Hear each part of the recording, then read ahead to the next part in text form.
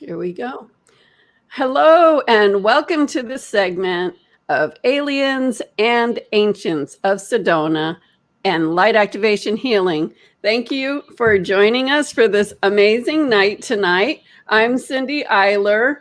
This is Homer Castillo, and this is I. Hi, Ozawa. And I want to introduce our guest tonight, Mohsen. Hello, everyone. Mohsen. So anyway, yeah, this is streaming live on a couple of Facebook pages and my YouTube channel. So we're going to have a collection of people here. And this is going to be a really exciting night. It's not just about storytelling, though. I really want everyone to understand when we're telling these stories, why we're telling them, what it really means, besides that it's cool or supernatural or crazy or amazing. What's really happening and why is it happening? Because these are experiences that are open to anyone, but you have to be aligned with the sorts of energy, frequencies, dimensions, vibrations that allow for you to experience certain things. And so the funny thing is that Mohsen was like this innocent bystander kind of person that kind of got dropped into the middle of our group somehow one day and didn't know what we were about. He really didn't. His friend just told him, hey, let's go to this thing. And so I want Mohsen to, before I go to Mohsen, I just want to finish my thought here about how these things happen in certain frequencies, certain energies, certain places, and why they will happen to us, how they can happen to other people. We're not the only people, I'm sure, that have these experiences. But I will say, whenever we go do things, especially these four people that you're seeing in the screen, all kinds of crazy things start happening. And so I want, as we tell the story, I'm going to relate back to talking about the vibrations and why that's happening. And one of the first pieces of the story about vibrations and how people somehow find a meeting point is our vibration and what we are into, what we focus on. And sometimes you don't realize until later why you were brought together. So before Mohsen goes on, I just want to say that Mohsen was introduced to me, and then, of course, Homer and I, by someone that I knew. So it wasn't like he found me. Somebody introduced him, and then oddly, for whatever reason, after that, she stopped coming around, and then Mohsen has been there ever since. So who knows why? I mean, she was fine. She loved angels and things like that. And, bless her soul, she's passed away now. She's probably here watching this. But, that's just how things start happening, that attraction happens in a way that you may never expect. So Mohsen, why don't you go ahead and give your little story on how you even came in contact with us to begin with? Hello, everyone. It was really interesting. Our mutual friend, rest in peace, introduced us, and she said, "Why don't you come to Golden Gate Park, and we're gonna have a good day?" And I'm, being Gemini, I said, "No, yes, no, yes," and I finally said, "Okay, let's go." So we went in, and I met Cindy, and I and Homer, and my focus was Cindy. So I was sitting right in front of her, and she started saying about how you perceive and how you look at life, and painting and drawing, and my funny part kicked in, and she said, "I'm taking a group of people to Sedona. And if anybody's interested, we're going to see red rocks, and it's going to be interesting." And I was always wanted to go to Arizona to photograph that area. And at that time, I was really into astrophotography. When you Googled my name, two websites came up: my website and you know uh, the official site of. So, anyways. Um, I said, okay, let's go. So it was the beginning of connection with her and as well as I and Homer. And funny enough, I told her before we start going, I said, I have a lot of questions, Cindy. You better come prepared.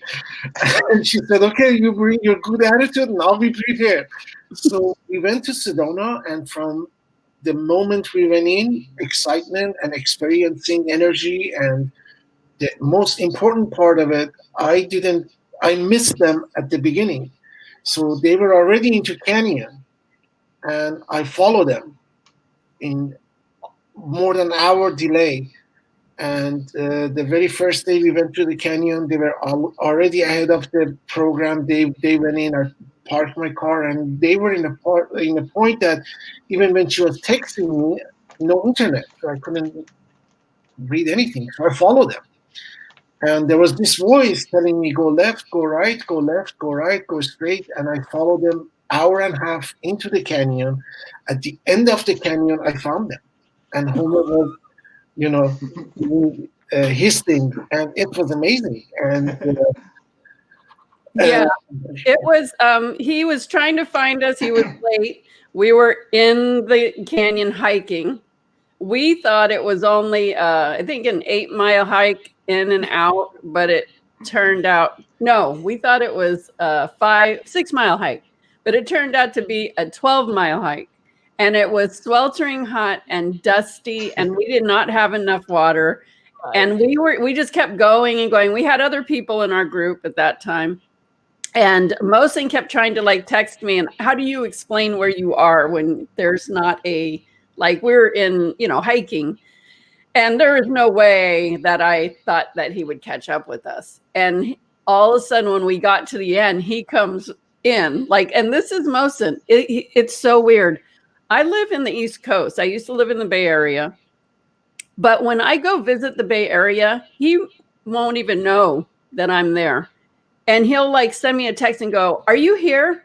I want to come see you." And I'm like, how does this person know when I'm here? He always knows when I'm here. He always somehow knows. It's the weirdest thing. And he's always done that, and he always does that. But he found us, and that hike going back, we were all getting really sick because heat exhaustion, sunstroke probably was coming on. I know at one point, I think Mohsen didn't have any water, and I gave him her water, what she had left, and me and I were ready to faint, literally. It was crazy. But anyway, we made it back. But the point is, he will always find me wherever I am. It's very strange. So at the point that we were in Sedona, I knew that he loved photography, but I didn't really know that he loved taking pictures of stars and night sky. If it's a night sky and it's in a place where there's going to be amazing stars, he's going to be out there late at night trying to get you to go with him. He's always trying to show up and tell us, "Come on, let's go out." And it's 12 midnight and we're like, "No, we're not doing it." A lot of times we did, but we didn't know that connection, and he didn't know. He knew, basically the kind of work I did, but he didn't know our connections with the stars. And so here we are in Sedona, and just, deciding one night we're going to go out because he wants to take pictures and we want to see aliens. And I'm looking for a darker spot. Yeah. So Mohsen's driving, and that's always an adventure in itself. And we get out to one road, and we pull off to the side because he wants to take these pictures. Well, we're pulled up to the side, and he goes, "I don't know where the key is." And we're like, oh my gosh, it was pitch black. We couldn't what are we going to do? We didn't know what we were going to do. Meanwhile, it was really weird because all these cars kept going by, and it was really late at night, and it felt like people were watching us, and it was very strange. We kept going what's up? This has a weird vibe. Where are these people going? Because they weren't going into the city. It was some off road in the canyon. And so Mohsen's taking pictures, and we're like, "Where is the key?" And Mohsen's like, "I don't know where the key is." And we're all laughing. And then, we were all laughing hysterically. We were well, it was kind of, at that point, it was a little freaky because I didn't know, what we were going to do with no key. Because a lot of those areas in the canyon didn't have Wi-Fi at that time. And also, we were running out of gas. Mohsen. So finally, I think Mohsen found the key behind the car somewhere, and we got out of there. So that wasn't enough for us, weirdness. So we drove off to another area deeper into the canyon and got onto this dead end road. And this is when things started picking up and getting really weird. Okay, and so we get out of the car, and Mohsen goes with his camera and his tripod, and he's taking pictures and innocently taking pictures. Me and I can't stop laughing, right? And so what were you thinking at that time when we were in and out of the car, right? Right. And Mohsen's innocently taking the night sky pictures. So I was thinking this is surreal because it was we were in different dimension, really, almost like a different planet, really. The stars are so close and so bright, and starting to really see the different dimensional beings manifesting, right? So it was freaky and exciting at the same time, and Moses taking pictures like a novel. That's another thing. And Homer's doing some weird thing too.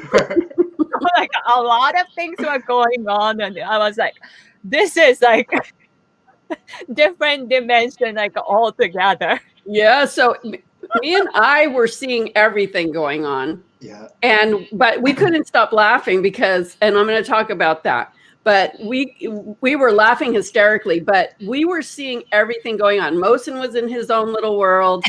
Homer started walking like a trance. Yeah. Like he was is that the word, trance?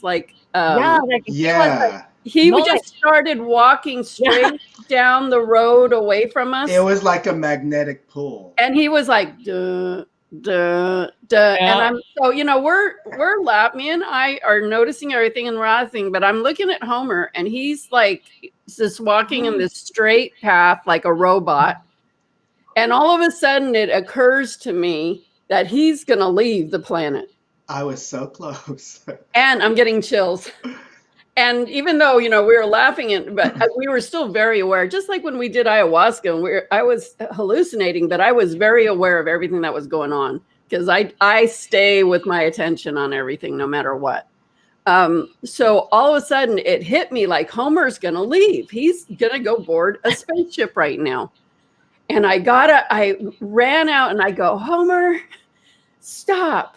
You are not going to leave. And so I need to go tell your parents that you're not coming back. I'm not going to do that. You need to stop. If you want to leave, then you need to go tell your parents first before you go taking off on some spaceship. And when I said, I'm not going to be the one to tell your parents, he stopped. Yep, that was it. It shifted him out of it. Mm-hmm. And he turned around and he was almost confused, what is going on? Well, because it felt like my family was right in front of me. So I was heading toward my family. And then I felt so much love and the galactic connection. It was so magnetic that it felt so natural. And I said, I'm going. But it was when I heard Cindy's voice and she said the word parents. And it was like, don't you leave. Like she said it really loud. Yeah, right. That snapped me out. I'm like, oh, yeah. Yeah. I was in a different dimension. He totally was in a different dimension. He was not even aware we were even there anymore. He was just going. He was on his way. Mm-hmm. And so then me and I are still laughing. And I want to talk about this laughing thing because there's been other trips that when me and I would be together in Sedona and laughing and we couldn't stop laughing all night long. Right. And it was always when aliens were around. Like I would see them. I remember being on the bed that first time me and I were sitting on a bed and Homer was in our room and they were facing me sitting on a bed and I was looking at them and I said, there is a big alien head on the wall behind you. I know Right. that. And they turned around and looked and eyes like, that's a very big head. So, I mean, that we couldn't stop laughing. So what does that mean? Okay. That besides the fact that it's not funny, it's just like the vibration and frequency so high that is the emotion of laughter and joy and fun, celebration. So that's how you know what kind of frequency or vibration you are in. Depending on your mood, that is a specific frequency and vibration. So if you are like a lot of times stressed out or worried or angry, you're in that vibration. And if you're in that vibration, you're going to attract more things to make you feel that way in any vibration, right? That's going to be your attraction point. So if you have a hard time getting things that you really want, then most likely, because usually the things you want, you think are going to bring you joy or happiness or something that feels good. So if you're not getting those things, that means you are not matching that frequency in order to be available to receive those things. So this is, talking about the experiences is one thing, but talking about what this means about how we were feeling, how we were acting, how Homer was going home. He got into that frequency of his star I family. was 4 feet away from the ship. He was leaving. So close. And So then, close. and so, yeah, so, I and me, we probably could have manifested anything in that moment if we started thinking about it, because we just couldn't stop laughing. So then we're still out of the car. Mohsen's still doing his thing, even though we're telling Homer not to go to the spaceship. Mohsen's still taking pictures of the stars. Like he's like, okay, whatever. I think he tries to ignore us because it freaks him out. I'm sure he's listening because. Oh, and there were stargates appearing in the sky too. Yeah, there was a lot of stargates appearing. And portals. That Mohsen was seeing. This was really I did a lot of star photography or astrophotography. That night specifically, I'm asking Cindy, why do they look so close? Why are they so big? Why are they right above our head? What's going on here? I never seen like this. How high are we in the sky? And I look around myself, everywhere is pitch black. You don't see anything that you can find out how far you are or how, you cannot distinguish really where you are as far as the height, dimension, no dimension, no sense of understanding where you are. The only thing that I was there to see was big stars and the bigger whatever you can see, imagine as far as the vast sky above you. And it was something that, the picture that came out was unbelievable. It's unbelievable. The colors of the sky is unbelievable. Things that you see through the lens were unbelievable. And you're absolutely right. There wasn't anything that you can measure against. Right. That's what I want to but say. we were in a canyon. We were in that's all we know. We were in the canyon. So I do want to add this before beginning of the story when you said that. The second place that we went, down the canyon, we made a right turn and we went up. And we don't know how we went up. So I clearly remember we made a right turn going up, that the whole thing started to happen. Homer started to walk. You guys started to laugh. And I was scared like never before. And I pretend that I'm taking pictures. So go back to the part that you guys started to run. Right. No. So this is the next part. So in that same area, again, me and I are seeing everything, not just what's physically there, but around us. So we're outside of the car and all of a sudden, all of these aliens started gathering around us, like tons of them. A lot of them. And I go, oh my gosh, there's aliens all over this place. And of course, we're still laughing. And me and I go running into the car. Like, what is that going to do? But we go running to the car, and we run in the car, and I run in the front seat, and I jumps in the back seat, and we're like, oh my gosh, like they were materializing into the physical. And so we ran and we were like, oh my gosh, like there are aliens everywhere. And so we're sitting in the car just laughing, ha ha ha ha ha. And all of a sudden, here comes Mohsen running down the road with his tripod and his cameras. And he opens the door and he jumps in the car and he's sitting there like, oh my gosh. And I go, why are you in here? I thought you were taking pictures. And you said, Mohsen goes, I'm not staying out there. If you're running in the car, why would I stay out there? And we just started laughing even more. Like, and I'm still trying to catch up with you guys. Yeah, but they were my people, so I wasn't. It was like a party. Like, wow, right. You know. Well, we didn't know that Mohsen was that. See, that's when we knew he was paying attention to what we were doing, because me and I were on our own trip. After we told Homer, like, don't. And they're so funny too when they laugh together. It's so funny. Right. So it made me laugh. I remember during my photography when he was departing and walking around, and I keep saying, yo, buddy, come back here. Where are you going? Yo. And you remember, why you keep calling me? Yo? I said, come back here. Stay right Oh, next yeah, to me. I forgot about that. I was scared. I wanted him to be not right next to me, and he kept walking around. That was the crazy part of it. See, I was so out of it, like even the language, like, yo, what does that mean? Yeah.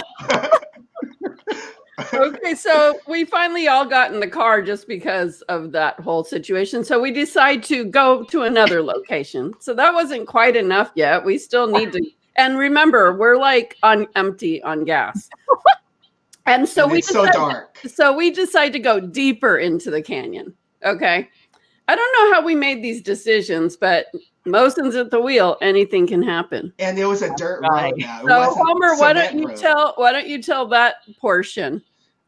So it was no longer a cement road; it was a dirt road, and I think we passed by a gate, like an open gate, and then we're like, "Should we go in?" And we're like, "Yes," and then we went deeper and deeper. Here's the most important part of that journey at that time.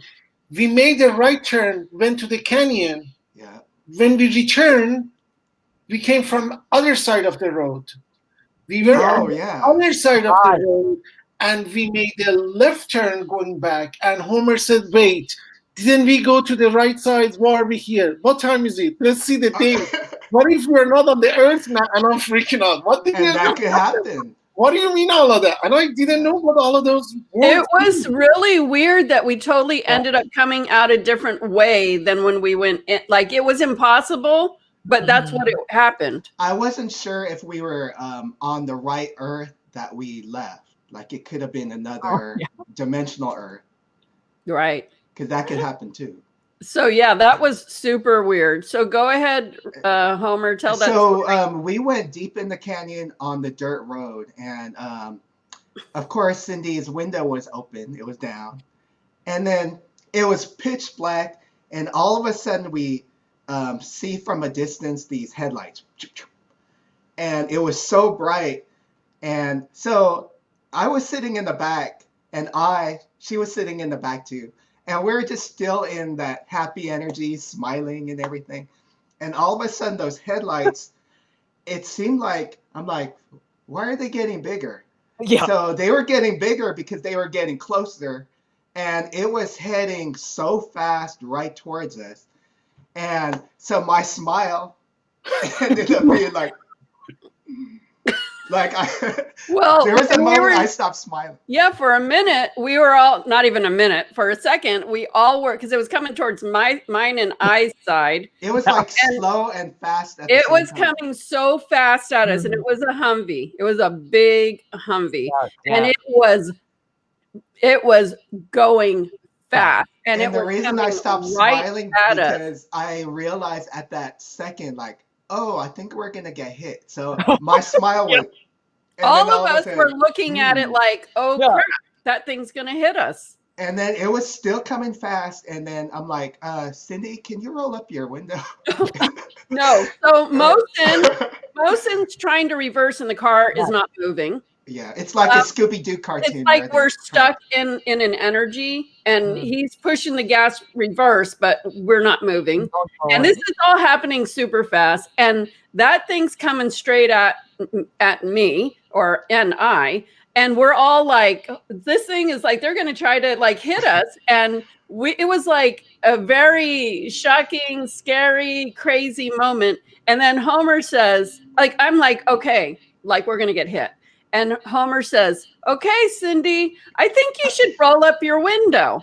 And I mean, like, how is that going to help, right? So he says that, and we all start laughing. Well, I don't think Mohsen was laughing. He was freaking out major. But we all started laughing because it sounded so funny, because I'm going to be dead in a minute. It's not going to matter if the window is up or down. But when we started laughing, it broke that energy hold, the car started reversing our car.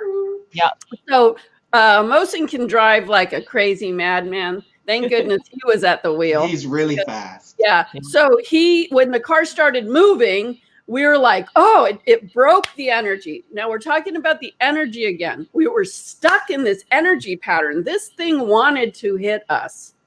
So there was something working together right there. And when we laughed, it broke the energy seal. The car started reversing, and they just missed us. We zoomed backwards. Yeah. They came around, and then they took a right turn. They didn't even stop. They didn't even slow down. They were trying to hit us. Yeah. And they took a right and headed down the road that we were going to go down, actually. And then, because I sat in the back seat, and, you know, like I said, it's very dark, and all you could see are the headlights. So I turned around, looked through the window, and I did not see any headlights anywhere. No, they were gone. In the whole canyon, like, nothing. Gone, like disappeared. And then what did we say? Should we go ahead and still go down there? Yes. And we don't have any gas. And we rented a very small economy car. It wasn't a four-wheel drive, or it wasn't a big muscle car. It was a tiny, small car, four of us jammed in there. In the canyon, that dirt road. I think it was Mohsen that said, hell no, we're not going in there. And so we reversed, and then we decided maybe we should just leave, because he was worried about the gas. I guess we should be worried about, especially, we don't even know how much we burned up when he was trying to reverse and we couldn't reverse. But I really sensed that those were the men in black. And I feel, because remember the first story that I told about how they cars kept driving by us, like in this remote area, and it was late at night, and I felt like people were watching us. And then that happened. And you know, that I know that Sedona is known for, you know, certain people blocking off certain areas, and, you know, well, there's a lot of activity there. But definitely they were trying to put a point across to us. They didn't want us to be there. Yeah. Sure. But that never stopped us in doing it again. Right. But so then, okay, Mohsen, when we were leaving and we got out of the canyon, we got back into the main street, what happened? So we went in. The first thing that we did, we went bought gas, came out, crossed the street, we stopped from the gas station. So we tried to, you know, rerun what happened that night. And it's almost 4 in the morning. And we're trying to rerun the whole scenario. What happened? Why did we go to the left? We came out from right. What happened when the car stopped and that car came with 200 miles an hour, was going to hit us and missed us by just a small, you know, distance, and didn't even stop. You know, anybody with common sense would stop, say, hey, what happened? Didn't even stop, didn't even bother. And we don't even know how we found our way back. You were absolutely lost. So as we're sitting there discussing all of that, this coyote came in. He showed up in the corner of the street. The coyote walked by, looked at us, and went middle of the street, went across the street to the other side of the street, and we were looking for it to take pictures. There is no coyote. No coyote. And while we're sitting there, there is a house, and this is the most fantastic, vivid memory of that part. And there is a house, there is a mailbox, and some flowers in there. And I started to taking picture of the flowers. And the flowers, the shots came on. I showed them to Cindy. I said, "Look at this." And she goes, "These are all faces in there." These are aliens. There was like hundreds of aliens in that one picture. And Mohsen said, "Oh shit!" Like, no, you have to remember, that's what made the trip fun. He was freaking out the whole entire time these things kept happening. He was like, "Oh my god!" Like he's totally freaking out, right? So I mean, for us, we're used to it, but it's always fun to see Mohsen's reaction because he truly is freaked out, and we just keep doing stuff, and then every time something happens, he's like, "Oh man, like what the hell?" And so when he saw that those were all the aliens, later the next day I said, show me that picture again. And he said,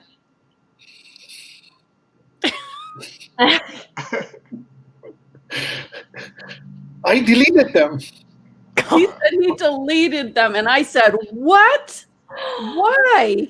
And he goes, "Because I'm scared." He's like, I was so mad at him. I was like, "Oh my gosh, I can't believe you deleted those pictures." But he was like, "I'm scared."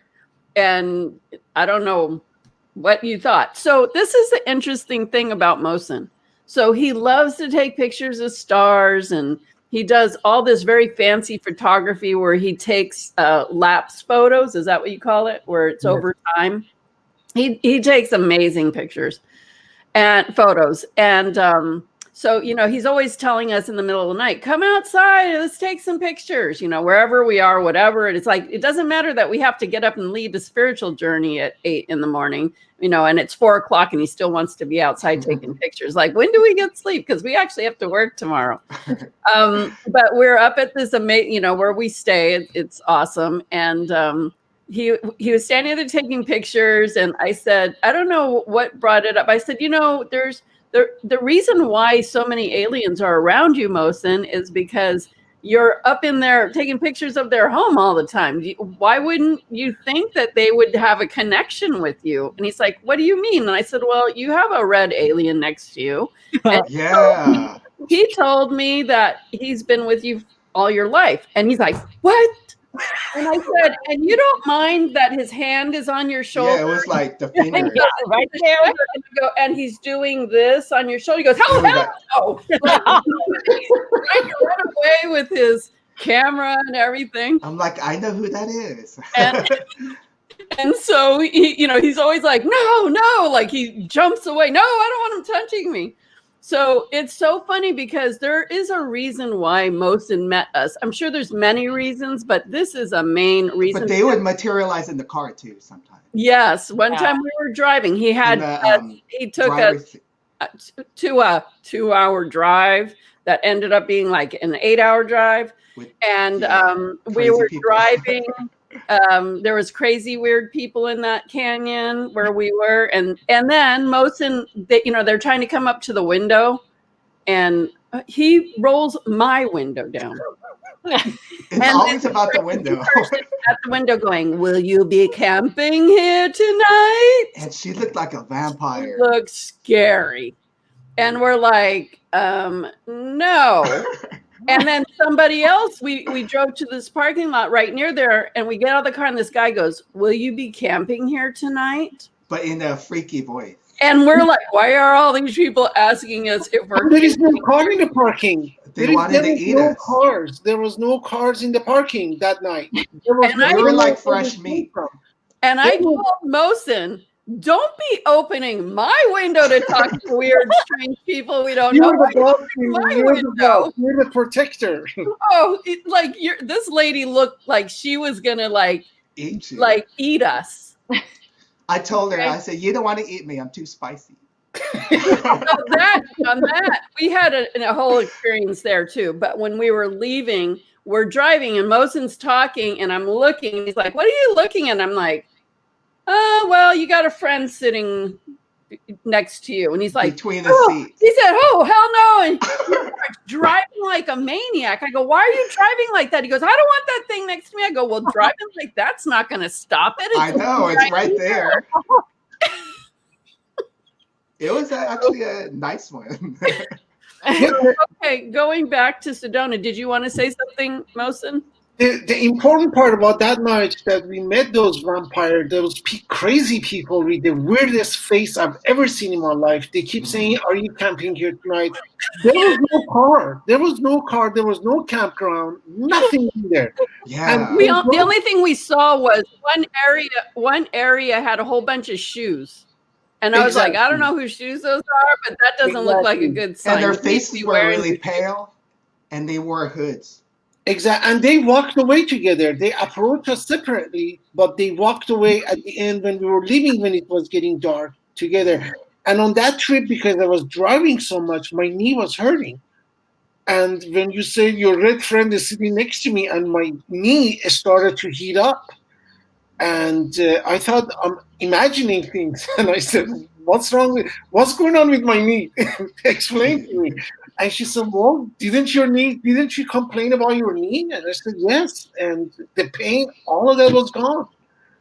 All of that was gone immediately before we even get home. And there was another 6 hours driving, going back home, back to our hotel. It was really... but didn't we see a big portal, too, on that rock formation? Yeah. We did. It was in that canyon. I don't know. I'm sure Homer remembers that clearly. The next morning, after that night, the experience that we had, he said, let's go see if that road was exactly in that place that we went. Oh, yeah. And let's go see what we saw. So we went, and we followed our instinct to the road that we went, because there was just only one road. Mm-hmm. And we came in, we were looking for a road to go up to the place. There was no road. There was no road to make a right turn, to go up to the hill, and nothing. We keep going, and we get to a place that was dead end, and we had to make a U-turn, and we came back. Right. And there was no such road. It's like things are different in the day from the night. Like sometimes roads can be there at the night, and because it depended on the dimension we were in.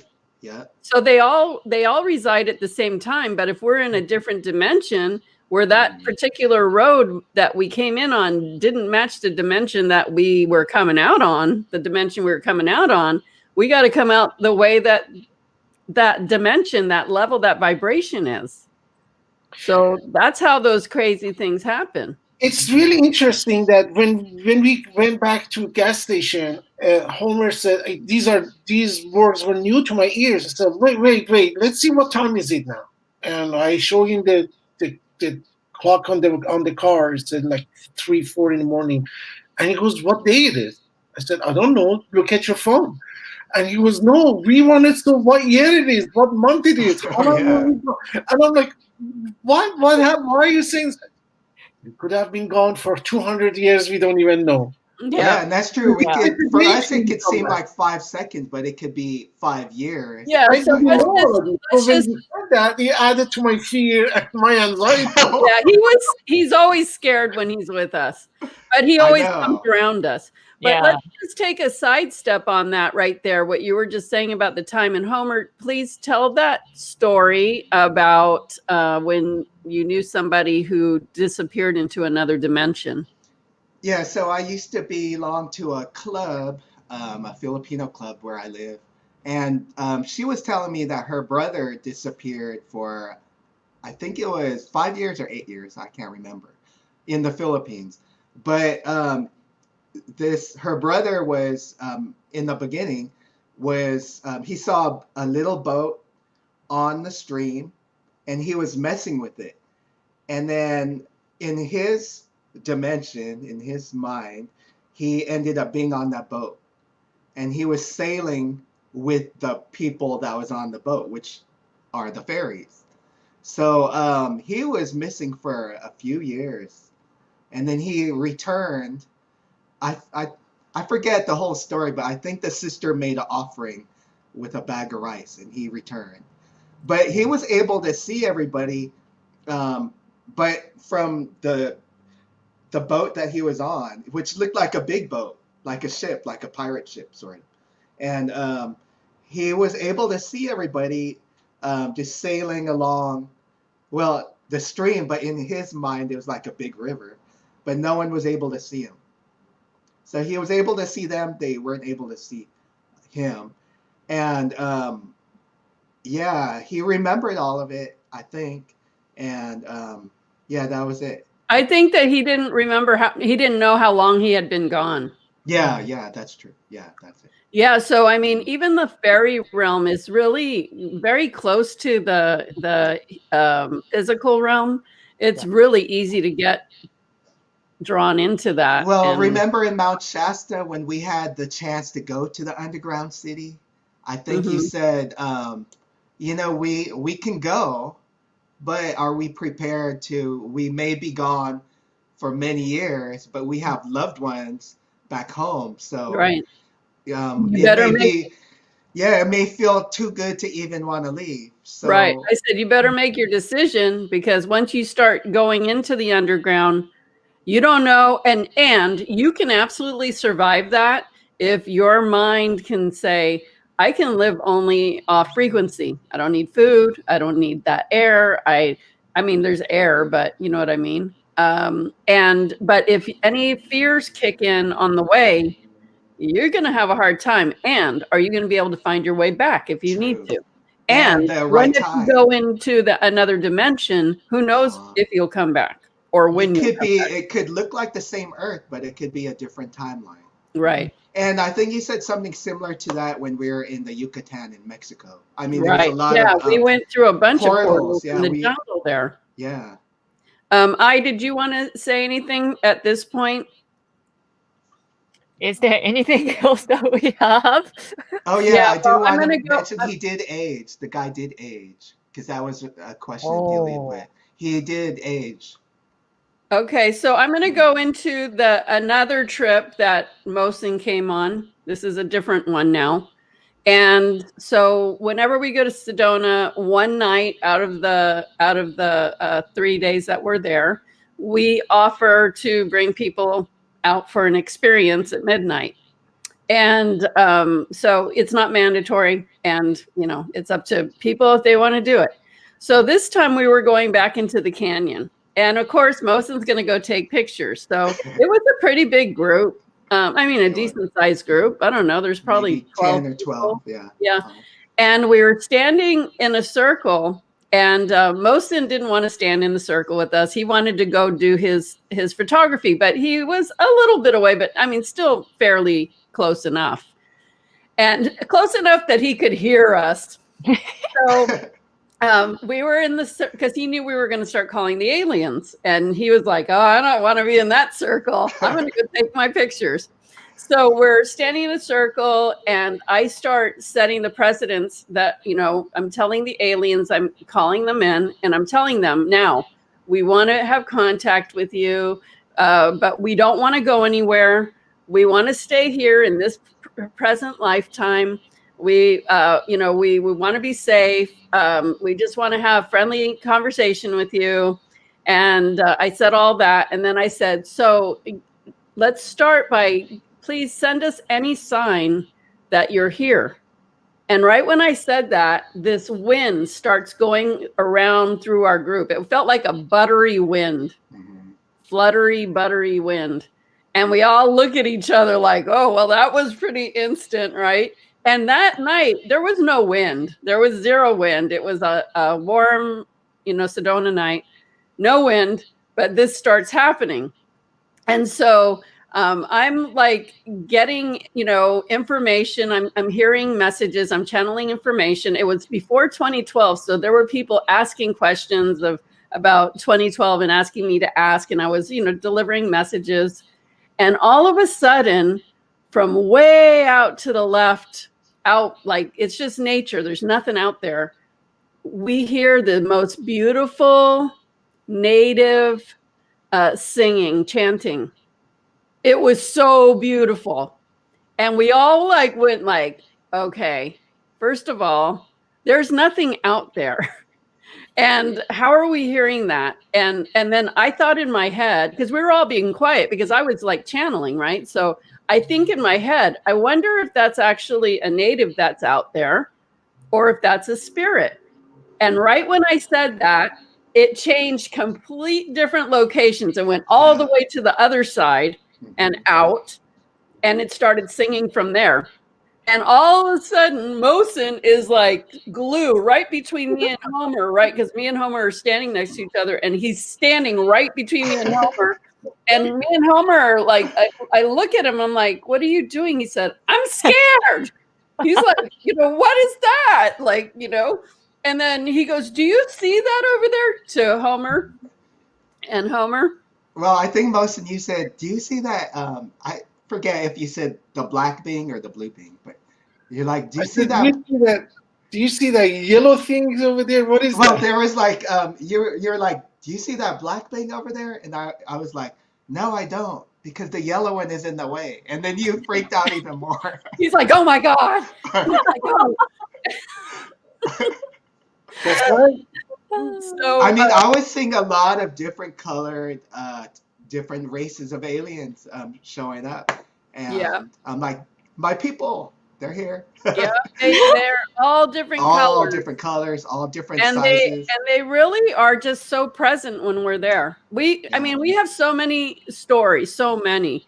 But yeah, that night was so amazing to have that chanting. And then me thinking, is that a native that's out there? I couldn't believe that. I mean, maybe, you never know. But then when it just totally came from another side, it was like, oh man. And everybody heard it. I think one person said they didn't, but everybody else in the group heard it. It wasn't like, was that where we felt the star people around our circle, or was that during the Skywatch night? Because didn't we feel like a row of star people around our circle, or was that in the Skywatch? I don't think it was that night. I mean, they were very present. They were giving tons of messages and giving us lots of signs. And so, yeah, that was just a really cool situation at that point. But yeah, we did plenty of things where I don't know why we always end up going somewhere and then something end up happening. I know why it happens, because we're open to it. And we're so used to, with light activation healing, first of all, we work on so many different dimensions and with different vibrations that we're already open to all of those. Like, we have experience with residing in a lot of different dimensions at the same time. And then, when we open our eyes to it, then we're clairvoyant, we can see things, but they will start manifesting physical and doing things that we can feel. And they'll show up in our hotel rooms, and they'll just be wherever we're at. They would bounce on the beds. Right. So that on that trip, now another thing happened with the ancients. We were meeting with the group in the morning for a meditation. And when that morning I started getting a really bad headache, and I was just like feeling so bad. And I knew, because I could feel all this energy around me.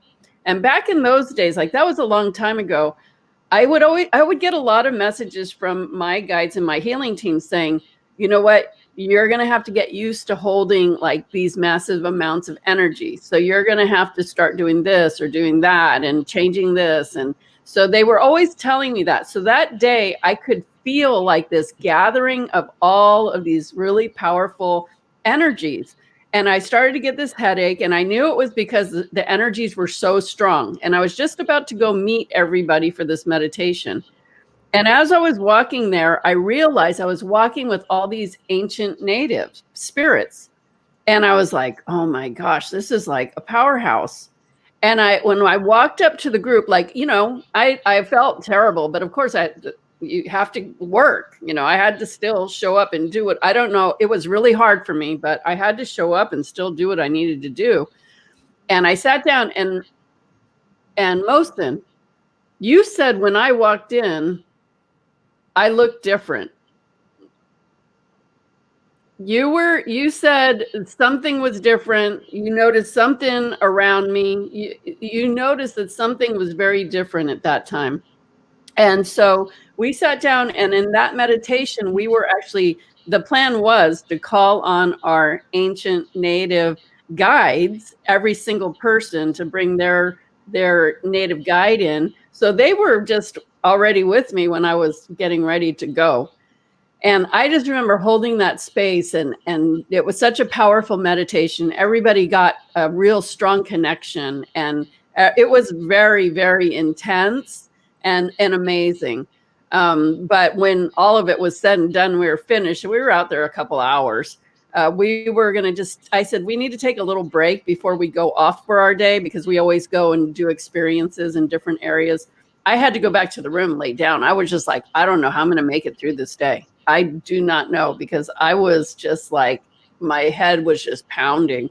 So that day we went out, and I told Homer and I and Mohsen, they all knew, like, oh my goodness. So we ended up, like, weird things were happening that day. We were getting blocked. We couldn't go on Bell Rock, but I was super glad, because I thought, thank goodness I don't have to climb Bell Rock, because I was feeling so bad. I was so happy. And actually, the weird thing was the group was happy. I don't know why.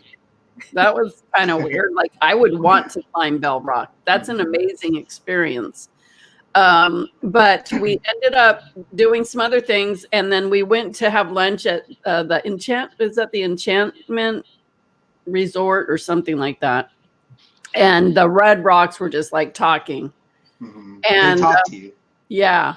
Mm-hmm. And then we were doing other things. And then that night we were going to go back out. That was the night we were going to go do another thing, because we would bring the group on one night, but we'd go out every night. And I remember Mohsen, it was still the evening. And Mohsen was like, yeah, let's go. And so I said, stop by the crystal store. I need to go get a crystal, because I needed something to help, like, ground me. And I went and I bought a piece of, well, actually, I picked up the black tourmaline, and Mohsen's like, I'm buying that for you. Give it to me. Got it for me, and we left. And then, of course, he saw some people that were like a wedding couple or something. So he's like, let's pull over. I want to take pictures. Let's go. And I'm like, oh my gosh, go out there. I'm going to stay in this van, and I am just going to relax, because I'm like, I have to, like, keep showing up. And every bit of me, it was so hard for me to just cope. So he went out and took pictures, and the sunset and all these things. And then, of course, we went out for another night. And then I started feeling better as, the night went on. It was because the ancients started to, like, I wasn't holding the space for all of them anymore. But that was part of that was back in those days. That was a big part of my growth, where I was starting to channel in a lot of these really powerful energies, when we would go to places, and sometimes it would literally, like, take the wind out of me. Like, I just feel terrible. And my guides would say, you need to, get your vibration to a point where you can handle this, because this is what you're going to be doing. Which is why we went to Egypt. Yeah, that stuff doesn't happen to me anymore. I handle it fine, but that was a lot of years ago, and it was powerful energy. So, okay, any of you want to share anything else about? Well, we did go on a Skywatch, where was it a company that sponsored their Skywatch? But the thing is, now they had these cool night vision binoculars, but they were relying on us to, we were paying them to take us on a tour to show us what we need to see. But but for us, we were the ones seeing a lot of activity, and they were trying to look up in the sky for the aliens. And I'm like, they're not up there; they're around us right now. Exactly. But those binoculars were cool. It's good to mention the night that we came back from the Bedrock. I don't know if you guys remember or not. When we came back, when I was taking the pictures on the sunset, we came back and we saw that shiny object right at the Hotel Mesa that we were staying. Yeah. And I started to taking picture of it, and none of them came out. The only thing out of, first my camera stopped working. The two pictures that I took with my big lens were only two dots, and this huge shiny object with a huge light showed up, and everybody saw it, and I started taking pictures, and I'm telling Homer, hold on to my bag, let me take it. He goes, I want to see who that is. Might be my friends. Take your picture, leave me alone. So I started to take the pictures, and I read this many years ago, that all the people who witnessed this, their technology somehow stops working. And I'm the prime example of that.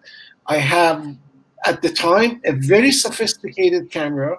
I had a very sophisticated lens, put them all together immediately, and camera didn't work, lens didn't work.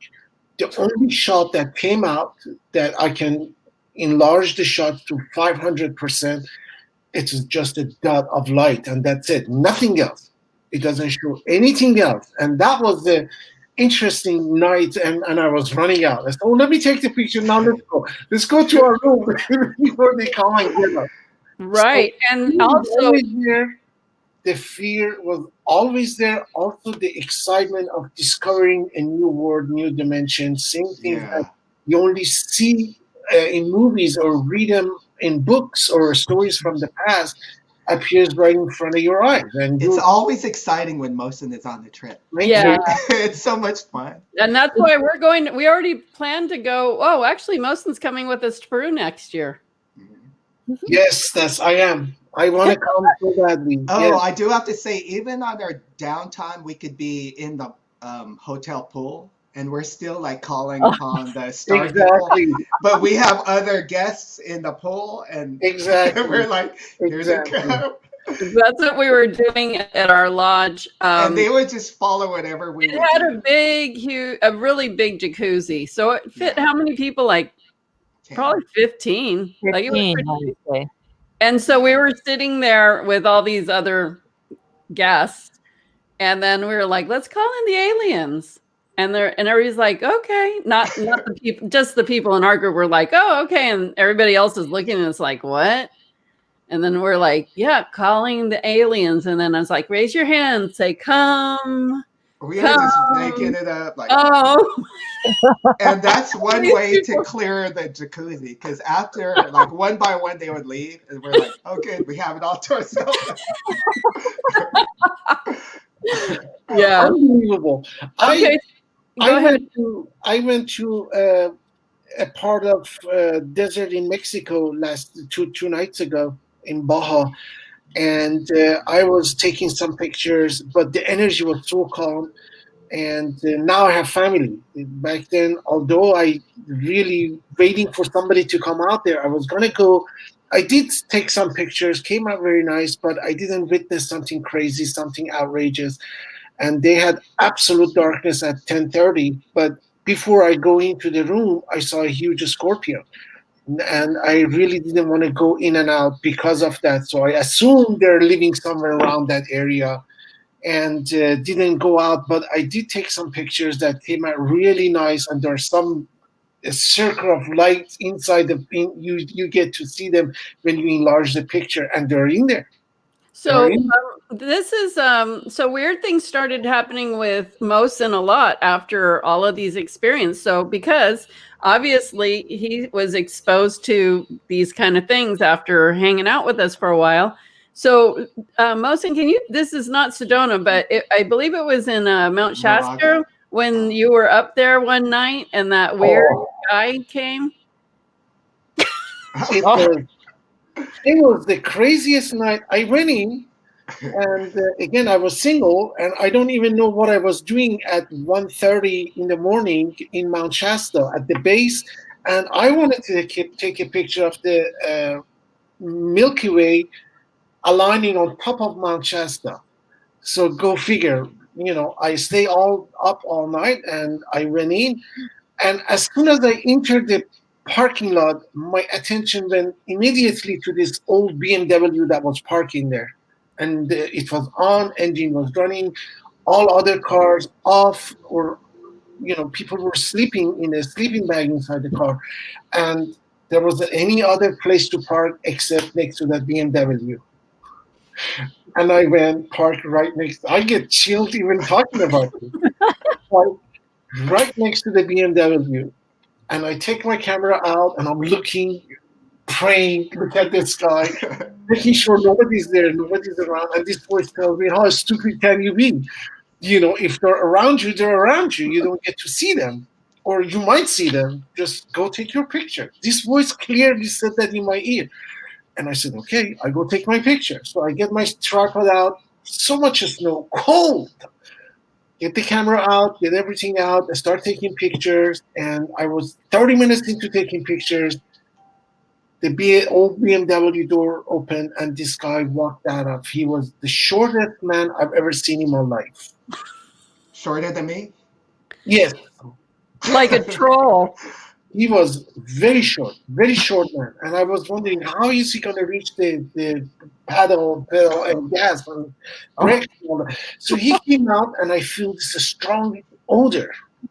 And it was an odor, it wasn't like that you haven't been showering, or it just never smelled that odor in my entire life before, whatever it was. So he came out, and he has a camera in his hand. And he goes, what are you doing? And I'm like, how stupid can you be? I'm seeing. And I'm having this internal talk to myself. And he goes, well, I don't. And he answered me. He said, I don't know what you're doing. I said, I'm taking picture of the stars. And he goes, why? I said, because they're beautiful. And he keeps looking at the star. And I said, what are you doing? He said, I came out to see what you're doing.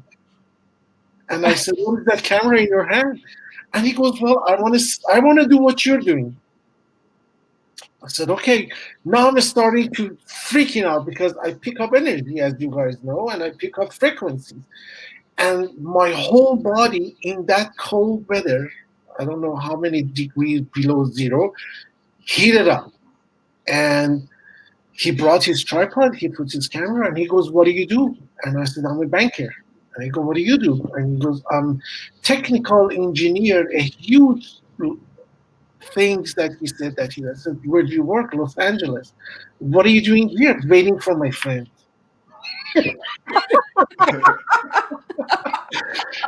So, and I knew, I just knew it. I said, well, where are your friend? And he goes, they're not here yet. And he keeps staring at the sky. And I knew this guy is not a normal human, or he's not a new human being. And he goes, I'm waiting for my friends. And I said, why do you keep staring at the sky? And he goes, because it's beautiful. I said, oh, you're lying. So I set up his camera. I set up his his camera and tripod, and did the setup on his camera.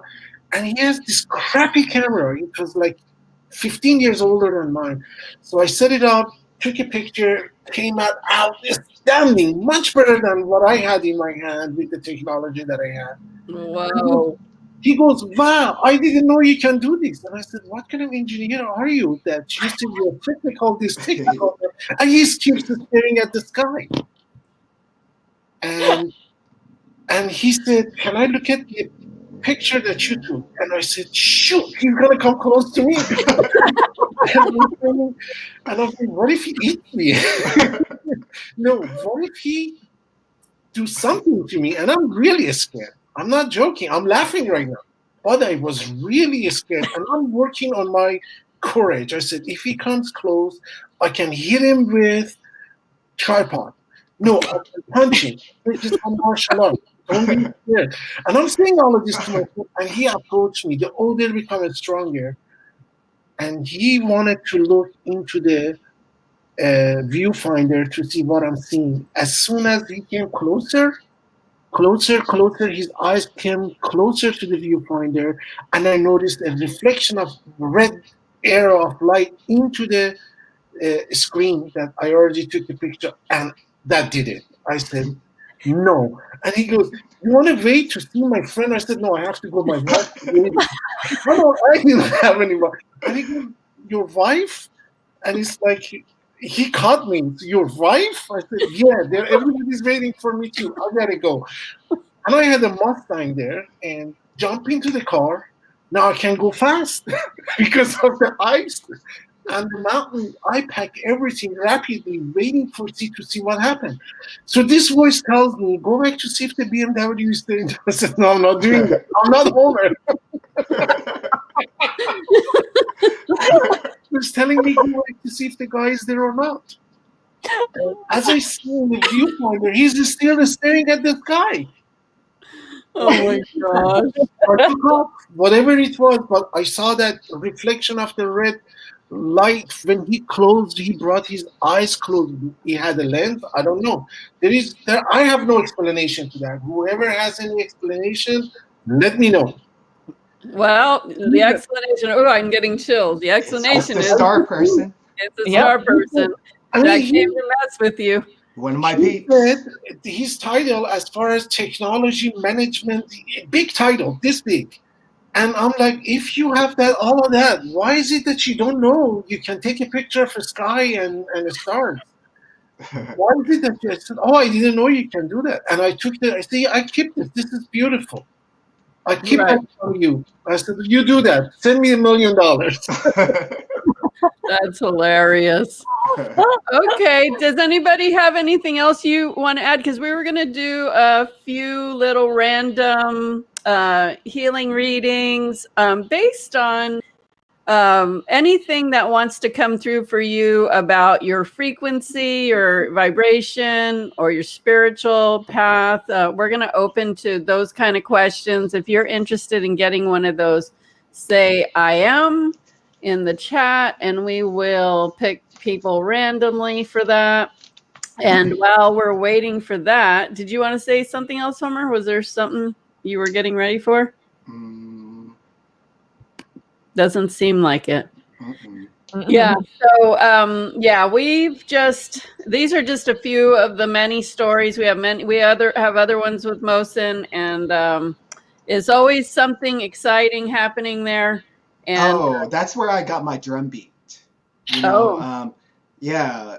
On our first trip to Sedona, the star people, you could feel them in the mountains, but they taught me that certain drum beat that I would always play on every trip. So that's where I got it from. Right. Yeah. That's pretty awesome. So I think one year I brought my full healing crown, and the tourists loved me because they were like, "Yep, that's a Sedona I was waiting for." That's right. Yeah. And even connecting with power animals there is so powerful as well. I really had some big connections with that. We just have so many different things. Oh my gosh, I just saw Diane Howe's message saying having surgery again next week, healing prayers appreciated. Yes, of course, Diane. But when I read that, I thought she said psychic surgery because that's going to be one of our topics coming up soon. And I thought, how did she know? So wishing you well, Diane, as always. And just get in the frequency of what you really want to experience with that surgery and reside in that frequency. Everybody, like, what we were talking about in the last segment when we were talking about the Lakshmi moments, we were in Lakshmi's vibrant abundance energy of her dropping those golden coins. And so we were getting money back that we shouldn't have got back. And we were getting money that we didn't expect. And we were getting things free that we didn't expect. And it was simply because we were aligned with Lakshmi in her vibration that we could experience receiving those things. And one of the things that I love about how I teach and a lot of my specialties is helping people to understand energies, frequencies, helping them to decipher what kind of energies they're tapping into, because that's really important. So this is something, energy and frequencies are something, dimensions and all those things are something that I'm really passionate about. It's just something that I'm really good at. And with light activation healing, the people who come and experience those healings or come for the class, especially the people who come for the class, get to understand that, and then their life just expands, and they can embrace so much more in their lives. So it's really exciting. And I'm going to talk about our next guest later, and it has something to do with that. So let's see. And Diane does healing too. Yeah, Diane Howe is actually a light activation practitioner and a teacher. Mm-hmm.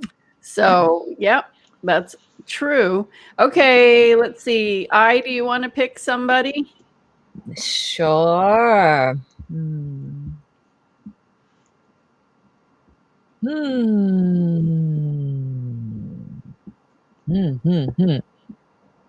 How about Bobby? Okay. Okay. So we are going to tune into the aliens and the ancients of Sedona, since we're talking about them. And of course, it's not like they're not present. And we're going to tune in and find out what we need to know, either about your path, your frequency, your vibration, your spiritual journey in general, and we'll see what comes through. So I'll start, and then I will go, and then Homer will go, and then Mohsen will go. So you guys ready? Let's get into this. Bobby.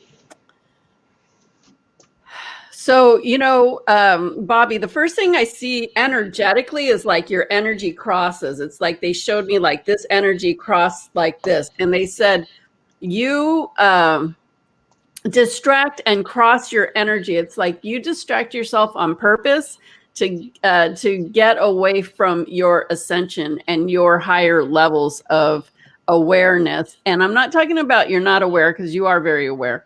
I'm talking about like experiencing what we're talking about here. Not to say that you haven't, I don't know if you have or not, but they're saying for your higher guidance, for your ascension, to upgrade your vibration to higher levels. And they're telling me that you go up, but then you dip back down because you feel more comfortable here. It's like you can play here. It may not be the most desirable, and it may even be irritating sometimes, but you play here instead of taking care of business and going up. You're very connected to star energy. And I'm also seeing some ancient natives in your energy, but the star energy is the one that's really calling you. And the natives are saying they are supporting you as well, that you're very connected with Earth. And that's the part where they can work with you and guide you on your earthly walk. But the aliens are saying we can take you on a vibrational walk, and they're really encouraging you to start getting serious about your ascension and taking yourself up higher levels. Like, it's fine to play, but that's not really living your fullest potential for vibrationally what you can do with yourself, because you are meant to be climbing. What I'm seeing is like I can see the grid line, the structure very clearly, but so like that tells me like you have like a good understanding of spirituality, or like how to manage your life and all that stuff. But at the same time, like you could be trapped in what you know already that's working, but that may not apply to you like now moving forward. Like it used to work up till now, that doesn't mean it's going to work from this moment on. Like when you rise above and above and above, like it's like playing a different game, so to speak. So like all those things start to change, and then you need to adapt those things. And what I'm hearing is that you do have like really good intuition and hears things, but you keep yourself trapped in the old pattern because you think too much before you really act on it. So like that delays you, and it creates some chaos that really doesn't need to be there. So like really trust your intuition and don't think too much, like, and get yourself trapped. So that's what I'm getting. It's like thinking your way out of things. When people want to put off doing something, they're just like, oh, I'll just keep thinking about it until I convince myself that it's not a good idea. Yeah. So that's something that you want to let go of so that you can move forward and not staying in your old. Okay, Homer? Yeah, I was getting the same thing. So it's like staying like here, but you can go higher, you can move up. So it's the message I was hearing was open up your energy and allow, well, by doing that, it'll allow the magic to come in. And because we're talking about Sedona, I was getting beings from Sedona in my messages that can help you too. The color purple and the color yellow. These beings will help you. Yeah, they're gonna help bring in the magic. Interesting. There's a lot of purple and yellow in the chat right now, so that's kind of interesting. Yeah. They must be working through a lot of you. And specifically, specifically from the Lyra star system. So they are very good in the arts of healing or just art, like performing arts, things like that, creative arts. So yeah, purple and yellow, the Plekti and Anandat. Awesome. Mohsen. I don't have his picture. I don't.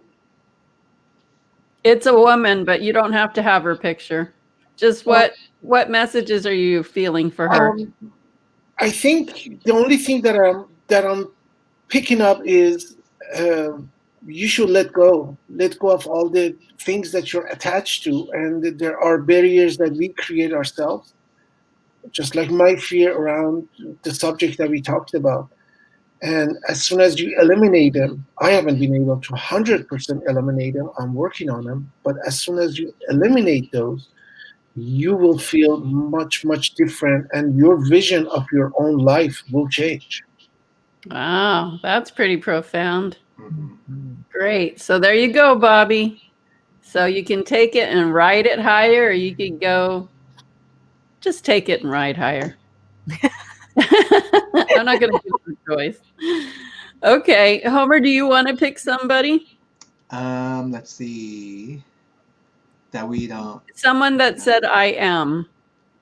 Okay, who says I am? Jules? Is it Jewel VS? Okay. Jewel is watching from YouTube. Welcome. If you're on YouTube, make sure you subscribe to my channel. You might already be subscribed. Who knows?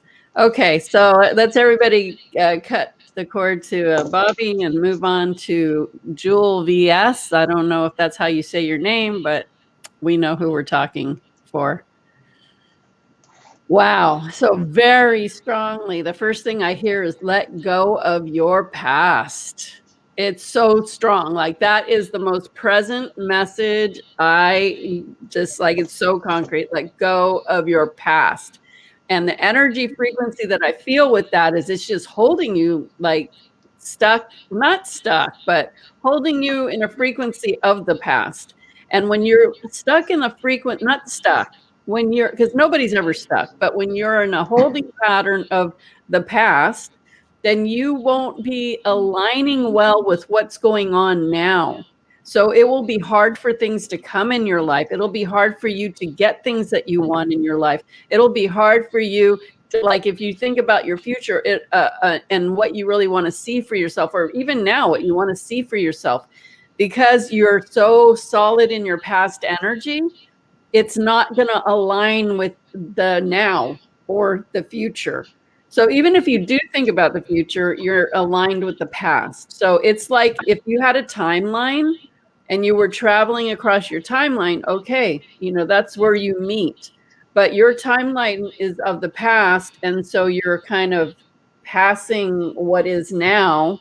And so, yeah, it just makes things really hard. And I see your guides knocking, like, are you paying attention? Do you know that you have a lot of help in the unseen world? You have angels, you have star beings, you have the divine light. there's so much healing. There's help for you to get healing, to release these things that keep you in your past. They're like, your past is behind you, and you're not supposed to be going backwards. You're supposed to be going frontwards. So let go of the past. So, I mean, I'm sure if it was easy for you, you probably would have by now. And so, and I'll say this for everyone, if there's a particular issue that you really have a hard time, getting past or moving through or attaining something, get help. There's like the people who come on this show that are light activation practitioners can all help you with that, with finding out what is in your way, why it's in your way, how to move it, and what to do. And it's easier than you think. And if you're not reaching out for the help, you're just going to be stuck and not getting it. So would you rather just invest in yourself and get the help you need, or do you just want to stay stuck and not get what you want? So get the help to clear that past from you. There's your past in this lifetime, and there's a lot of past lives tied up in it too. Okay, Yeah, so I am seeing like a very strong connection to the like earth and like ancient energy of it, but at the same time it's like, like there are some people like who will value traditions, and that's a really good thing, and like there are people who will value more like revolutionary way, like super new way, and I feel there's a like huge confusion within you. Like it's like some stuff like you value traditions at the same time because you have the ancient connection, so you feel the value in it, but at the same time it's like you have to upgrade those like the past experiences during this time and the past lifetimes. Like you have to have a new understanding of it. Like when we change the perspective, how we feel about it, and what we understand dramatically changes, kind of like some people will say, like a color red or like a darker colors, like if that's in your aura, that's a bad thing, like a red is the energy of the anger, and like all those things, so that's not a good color to have your aura. But at the same time, red can be love, red can be passion, red can be like blessing and abundance, right? So like a different perspective can give you like a different kind of energy, and like a change of the perspective, change of the what happened in the past during this lifetime and what happened in the past lives, as in like your wisdom, that's in your soul and your spirit. So that needs to be upgraded to a different perspective. true. So perspective is a one that's really easy to change. How do you change a perspective easily? You just change it. Yeah. You make a decision that you're not going to think that certain way and that you're going to think a better way.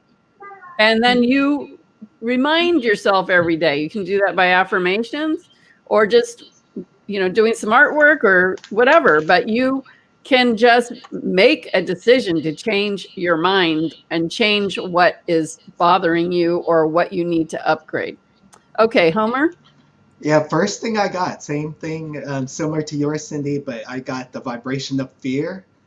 And I was getting the message of the fear is coming from a thought or a worry from either past or future. So not being present, like you're worried about something, whether it's a past or a future. But what I was guided to do was to work on the opposite of the opposite emotion. So working on your self-worth, empowerment, and confidence. That's what I was getting to work on, especially in the third chakra. But also kind of What is the third chakra? the third chakra has to do with personal power or self-empowerment. So this is what I was guided to work on. And also I was hearing kind of like what I was saying, patterns can be broken, but I also got karma, it can be broken too. So it doesn't have to keep going on. Let this be the life where you take a stand and make a declaration that this lesson is over, it's learned, and I am going to move on from it. Amen to that. Yep. Yep. And that's what we do with light activation. We do not sit and spin. We like to get through our stuff and get on with it. Yep. Okay, That way we Mohsen? can raise our vibration higher. Right. By getting rid of the lower stuff. Okay, Mohsen? Uh-oh, you're muted. Okay. I picked up exactly what you said. Energy comes this way, the other one goes on top of it. That's how earthquake happens. And when huge energy overlaps, they shake up things. And I see a lot of inner power and also walls. And Rumi says, die in your walls and die in your difficulties. And you wake up in the morning and be born as a new person with new empowerment, new energy to overcome things. So how you do this, person to person, is different, and individually, uh, case by case are different. So that's the person who has to figure out how to do that. That's the talent, and the way of doing it takes you to where you want to go. That's great. Hmm. So, last night Mohsen was thanking me for something that I said to him probably 15 years ago, 13 years ago. And so that just kind of, brings me back to Mohsen. You've been on several spiritual journeys with us, in different places. So you've been around us for a while, many years now. What would you say to somebody who, you didn't know why you were coming around us, and then you had your different experiences, and every journey's different, right? They're never the same. What would you say to someone that you were going to introduce them to us, or recommend that maybe they come on a journey or take a class with us? Well, the thing of it, as it's my personal experience that the day that we said hello to each other, I trusted you 100%, and I trusted Homer, and I trusted and I really you three people were the one that I picked up, and throughout the journey that we went, throughout the teachings, the most important fact that you weren't stingy with your knowledge. You weren't nickel and diming people who were around you saying, oh, if you do this, then I will say this, or what are you going to do in return for me?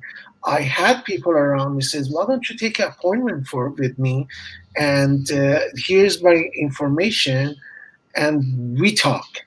And you never did this. Throughout all these years, you've been always available for me at least, and I'm sure other students, other people around you can testify to that. And what you're saying comes from heart, and what you're saying comes from, and some of the things that you say, I was thinking about that. How this lady knows these things? How do you know so many things about so many different subjects? And what you know, your knowledge, your how you care about people, how you really want people around you advance in their lives, in their journey, in their spirituality, in their way of doing things. Very giving. These are the things that, and I've run to, as you know, ran to so many different people, so many different teachers, and I'm not around any of them. And I was really, at one point, because of my stress level, I snap at you. 100% snap at you. And your heart was so great that we are talking again today, and you didn't even mention, hey, Mohsen, you were so rude to me. I know I was rude to you. And you just let it go. You never mentioned it. You never talked about it. And when I text you and when I wanted to talk to you, you responded. That shows that you're coming from a higher place rather than this area down here saying, oh, you did this, therefore I'm not going to do that. Oh, you said that, now I'm not going to hold back. Oh, you pay me, then I give you a little bit of knowledge. I remember clearly when we first went to Sedona, there was another room in that shop that we went to buy crystal. And there was a room, And Homer told me, Mohsen, go to that room. There is an oven. Sit next to the oven. And I'm looking for oven. And there was light activation, and there was a basket, lots of crystal in there, and there were two of them. And he goes, and I look at you, wanted to get affirmation. Yes, go ahead, it's safe, go there. And you gave me light activation that later on I found that you guys charge a lot of money for that. So, am I right? Yep. Well, So- I mean, it's worth it. I mean, It's you know, relative, out but there, yeah. and after I came out, she asked me, I asked me, so what was the difference between two? And as before I start talking, Homer said, look at Cindy and say, what was the difference? And I picked up the difference between the two light activation, and you shook your head, said, yep, you're going there. So it's been a long journey. It really affected my life. Based on your teaching last week, I negotiated a great deal for the new job that I had to get more money. So I talk about my self-worth that you taught me. I said, hey, my self-worth is much higher than what you're going to pay me. This is what I'm going to bring to the table. You got to pay me more. Less than 24 hours, they came back and said, we're going to meet you in the dollar amount that you want.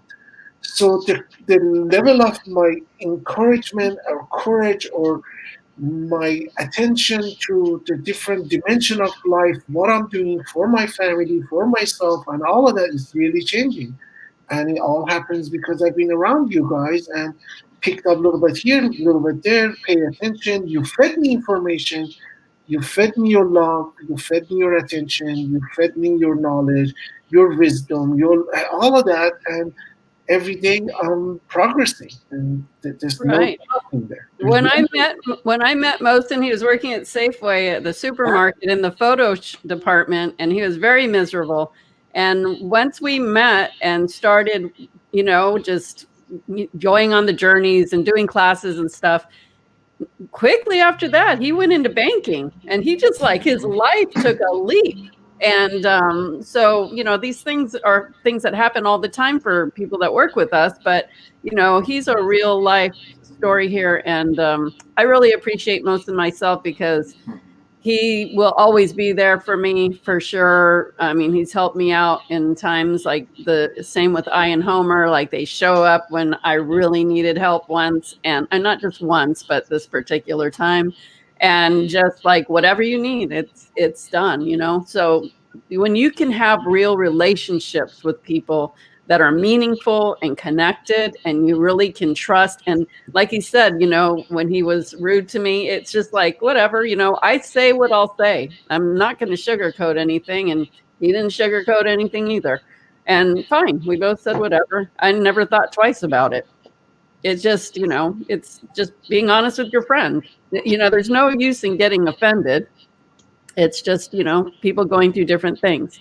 So Mohsen, if you would like to, I should have told you to put it on your little name thing. If you, oh, you can't type in the chat. Why don't you tell me what your website is, and I can put it in the chat for people to. I closed that website.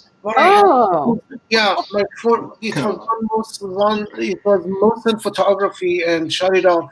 Oh. And I'm gonna go back to it within a few months after. Okay, so just save the name. So if somebody happens to see this video months later, is it Mohsen with the H? No. So he has two ways of spelling. Yeah. Yeah, that's my legal name. Right. When he spelled it the other way, I was like, why are you spelling? Oh no, that's wrong. Mohsen. Oh no, that's right. That's right. When I said, why are you spelling your name like that? He's like, because everybody forgets about the H anyway. I'm like, but that's your name. So anyway, we'll have Mohsen on again for more adventures with Mohsen. And it's always fun when he's with He's coming with us to Peru. Right. He's coming with us to Peru next August. Absolutely. But also, we're going to go to Sedona again. So, you know, come experience a little bit of that magic with us. And thank you, everyone, for being here. I really appreciate you showing up. And next Tuesday, we're going to have a guest on. And I think this is what I'm going to name it. I'm having a problem naming it, but it's going to be called, I think, Newbie to Mastery with Light Activation Healing. And it's somebody who didn't have healing experience. She was, like every, I'm not saying she's like every normal person, but like, a normal person that somehow found her spiritual path, but ended up coming in and joining us for classes. And now she's a light activation teacher and very good with her mastery level and everything. So we're going to have her on next Tuesday. We'll be doing some random readings and stuff. It'll be great. And she went to Bimini with us too. She went to Bimini and Mount Shasta with us. Oh yeah. And then the next Thursday, are we doing the psychic surgery? I thought that was Friday next. I think we're doing Thursday psychic surgery. Okay. So Tuesday is at 4:00 Pacific, 7 p.m. Eastern, and then the psychic surgery thing. The psychic surgery is going to be interesting on Thursday. Yeah. Why, you have something? Who, me? Oh, I thought Homer was saying. Oh, no, I said ooh. Okay, at 6 p.m. Pacific, 9 p.m. Eastern. I can talk. It's late here. It's 10:30. It's late for me. Maybe we'll do it a little earlier. It's the star people coming in. No. Yeah. I know. It happens. The announcement, the psychic surgery thing is going to be very interesting. In fact, we have some really interesting things coming up. We're going to be doing another thing on generational spirits and entities. So that is when spirits and entities come in through your DNA. So that's who you're made from. So come up through your family line and you're born with it. So that can be kind of difficult if you have that situation. And sometimes you don't even know you have that situation. Right. So anyway, we're going late here, so I won't go into it. So we'll see you Tuesday and Thursday next week. Thank you. We appreciate you being here. Everyone. Thank you. Lots of love and lots of blessings. Make sure you like, share, comment, subscribe, all those things. Thank you. Thank you, Cindy. Thursdays at 6 p.m. your time, Diane. Homer. Night.